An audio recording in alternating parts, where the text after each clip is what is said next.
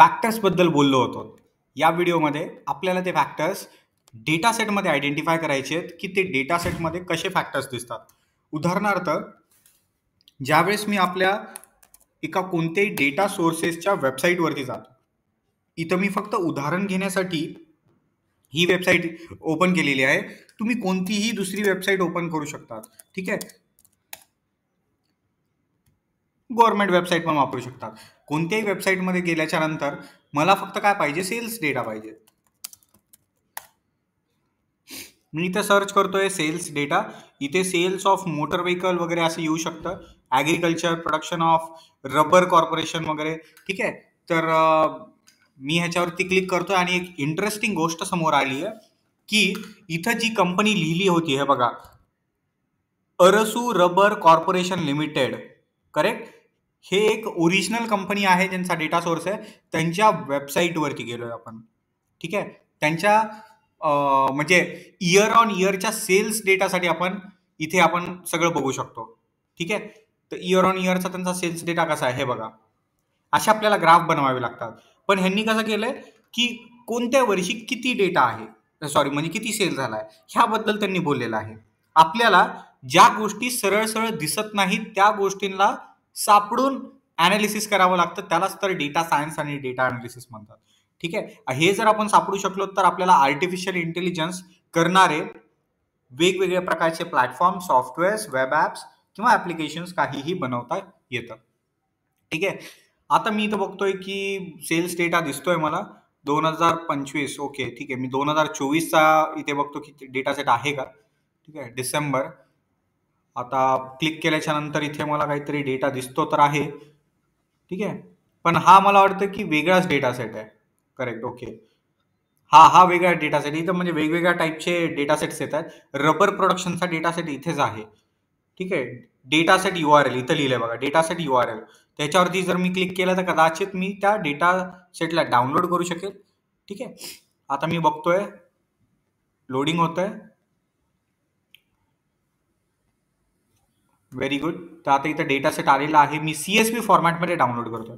बरेचसे स्टुडंट मला विचारतात की सर, जे काही डेटा आपण डाउनलोड करतो तो डेटा फक्त आपण एक्सेल फॉर्मॅटमध्ये का करतो, आणि सगळ्यात मेन म्हणजे सर ते एक्सेल आणि CSV फॉर्मॅटमध्ये काय फरक असतो.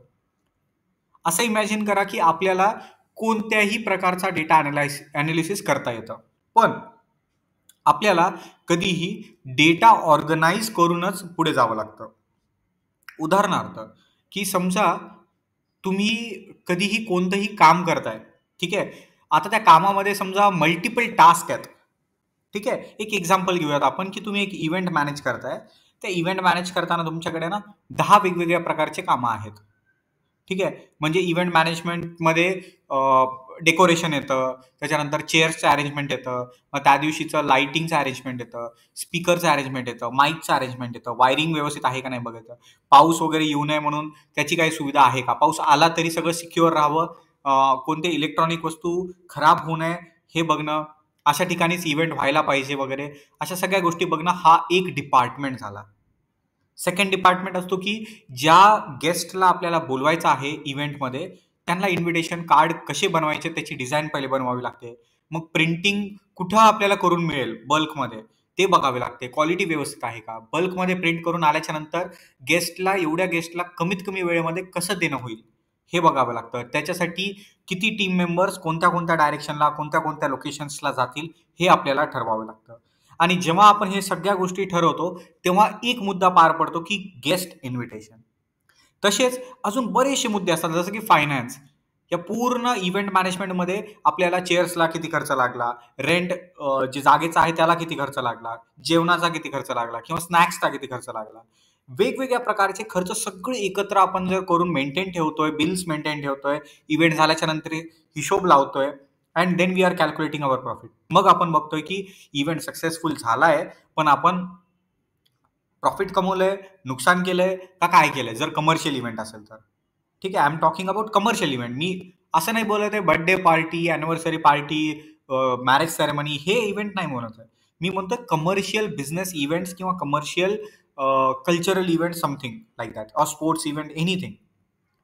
अशा ठिकाणी वेगवेगळे डिपार्टमेंट्समध्ये 100 वेगवेगळी कामं असतात, पण त्या डिपार्टमेंटला एकच नाव असतं, फायनान्स डिपार्टमेंट, मार्केटिंग डिपार्टमेंट, ठीक आहे. त्याच्यानंतर ऑर्गनायझिंग डिपार्टमेंट एक्सेट्रा. तसंच आपल्याला इथं काय आहे की आपल्याकडे ज्यावेळेस खूप सारा डेटासेट असतो, तो XML फॉर्मॅट, जेसन फॉर्मॅट किंवा इतर कोणतेही फॉर्मॅटमध्ये पण आपल्याला तो वापरता येतो. पण त्याला जर आपण व्यवस्थित ऑर्गनाइज करू शकलो आणि मग ॲनालिसिस करू शकलो, तर तो डेटा जास्तीत जास्त प्रकारच्या हिडन पॅटर्न्स डिटेक्ट करू शकेल. म्हणजे अजून जास्तीत जास्त काय ऑब्झर्वेशन्स त्यामधून निघतील, ठीक आहे, हे फक्त ऑर्गनाइज डेटामध्ये होऊ शकतं. म्हणजे ह्याचा अर्थ काय, की जे काही जेसन फाईल आहे किंवा इतर अजून कोणत्या पण फाईल असतील, टेक्स्ट फाईल वगैरे, त्यांच्यामध्ये डेटा फारसा असा ऑर्गनाइज नसतो. एक्सेल फॉर्मॅटमध्ये डेटा ऑर्गनाइज्ड फॉर्मॅटमध्ये असतो. ठीक आहे, हे कधी पण लक्षात ठेवायचं. आता एक्सेलमध्ये आणि CSV मध्ये फरक काय आहे? सर हे फक्त एक्सटेन्शन आहेत. म्हणजे एक्सेल असो का CSV फाईल असो, सेम दिसायला तर सेमच दिसतंय. हां, फक्त त्यांच्या इंटरनल स्ट्रक्चरमध्ये फरक असतो, जो की टेक्निकल फरक आहे. त्या तुम्हाला टेन्शन घेण्याची गरज नाहीये. तुम्हाला फक्त एवढं कळायला पाहिजे की CSVचा full form comma separated value असं असतं, डॉट CSV डॉट XLSX. म्हणजे एक्सेल फाईल असते ना, एक CSV फाईल असते. एवढंच लक्षात ठेवायचं, दॅट्स इट. ठीक आहे. असं जर असेल तर आपल्याला लक्षात ठेवायचं की फाईल सेमच असते, फक्त थोडंसं इंटरनल स्ट्रक्चर वेगळं असतं. पुढे आपण कधीतरी बघूयात की जर एक्सेल फाईल आहे आणि CSV फाईल आहे, तर त्याचा इफेक्ट ॲनालिसिसवरती कसा पडतो, का पडतो, प्रत्येक वेळेसच पडतो का फक्त कधी कधीच पडतो, हे सगळं बघूयात. हे काय आपल्याला फारसं इम्पॉर्टंट नाही, कारण की जास्त फरक पडतच नाही कुठेच. सेम स्ट्रक्चर सगळं सेम आहे. ठीक आहे. ॲनालिसिसमध्ये कधीच कुठे फरक पडत नाही. हां, फाईलच्या हँडलिंगमध्ये फरक पडतो. म्हणजे एक्सेल फाईल हँडल करताना आणि CSV फाईल हँडल करताना काही वेगवेगळ्या गोष्टी असतात. त्या काय गोष्टी असतात काय नाही हा वेगळा पार्ट आहे. डेटा अनालिसिस किंवा AIचा आणि याचा काही संबंध नाहीये. ओके. तर आपण CSV फॉर्मॅटमध्ये डाउनलोड करूयात. सेम गोष्ट करायची आहे, नॉन कमर्शियल, अकॅडमिक. ठीक आहे. त्याच्यानंतर तुमचं नाव टाकायचं आहे. त्याच्यानंतर मग इथे मोबाईल नंबर लिहायचा आहे.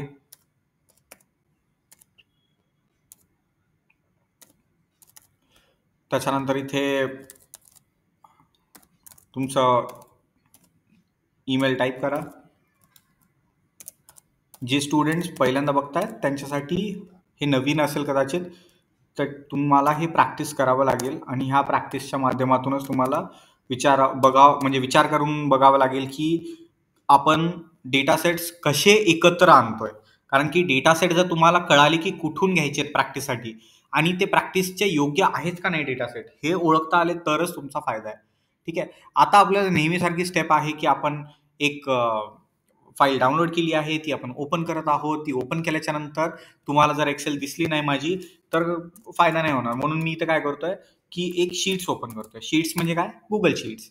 ठीक आहे. मी इथं गुगल शीट्सला sheets.new असं एक शॉर्टकट आहे, ते टाईप केलं. तुम्हाला जर एवढं येत नसेल तर तुम्ही सिंपल इथे गुगल शीट्स असं टाईप करू शकता. ठीक आहे. That's it. गुगल शीट्स केलं, इथे क्लिक केलं, ऑटोमॅटिकली गुगल शीटही ओपन होतात. ठीक आहे. हे पण करायचं नसेल तर अजून एक ऑप्शन आहे की इथे आला, तुमच्याकडे गुगल दिसतंय, राईट साईडला इथे बघा 9 डॉट आहेत आणि इथे खाली आल्याच्या नंतर इथं गुगल शीट्स आहे. त्याच्यावर क्लिक केलं की सेमच ओपन होत आहे. ठीक आहे. 1, 2, 3 वेगवेगळ्या टॅबमध्ये सेम ओपन होतं. इथं मी काय करू शकतोय, एक ब्लँक जे काही गुगल शीट आहे ती डाउनलोड करतोय. आता जे मी एक्सेल डाउनलोड केली त्याला मी इथे पेस्ट करतोय. ह्याचा आणि आपल्या डेटा अनालिसिसचा काही संबंध नाहीये. ठीक आहे. मी फक्त तुम्हाला दाखवण्यासाठी, डेटा दाखवण्यासाठी इथं पेस्ट करतोय. ठीक आहे. असा वेगळा काहीच फरक पडणार नाहीये मी जर एक्सेलमध्ये अनालिसिस केलं तर. ठीक आहे. मला ना फक्त स्क्रीन शेअर करावं लागेल तिकडची. तर रेकॉर्डिंग थांबवा, मग परत एक्सेलवर जा, हे सगळं करण्यासाठी. आणि हा डेटा सेट योग्य आहे का नाही पहिले तो तर जाणून घ्यायचा. म्हणून मी सिंपल काय केलंय की इथे तुम्हाला डेटा सेट दाखवतोय.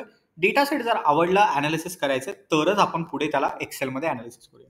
आता जर तुम्ही व्यवस्थित बघितलं तर डेटा फार छोटा आहे. ठीक आहे. डेटामध्ये फक्त 9 रोज आहेत. कॉलम ठीक आहेत. कॉलम मी तुम्हाला मागे पण बोललो होतो की कॉलम 2 किंवा 2 पेक्षा जास्त जरी असले तर we can do the analysis. हां, बेसिक अनालिसिस होईल, पण होईल काहीतरी. तसंच रोज जर आपले 100 किंवा 100 पेक्षा जास्त असले तरच ते म्हणजे असं ॲनालिसिसच्या योग्य आहे. नाही तर 10-15 जर हे आहेत म्हणजे रोज आहेत, तर त्याला तर आपण असंच without any data science knowledge आपण डायरेक्टच ॲनालिसिस करून त्याचे काय सारांश आहेत वगैरे ते पाहू शकतो आपण. ऑब्झर्वेशन काय आहेत ते पाहू शकतो. ठीक आहे. तर हा डेटा काय माझ्या कामाचा नाहीये. मी वेगवेगळे जे काही टॅब ओपन केले होते ते बंद करतो. ठीक आहे. आणि अशा पद्धतीने मी कोणता ना कोणता एक डेटा सेट सापडतोय. ठीक आहे. तर आता हा डेटा मी ऑलरेडी एका वेबसाईटचा बघून ठेवलेला आहे, की आपल्या प्रॅक्टिससाठी कोणतं असेल आणि कसा असेल.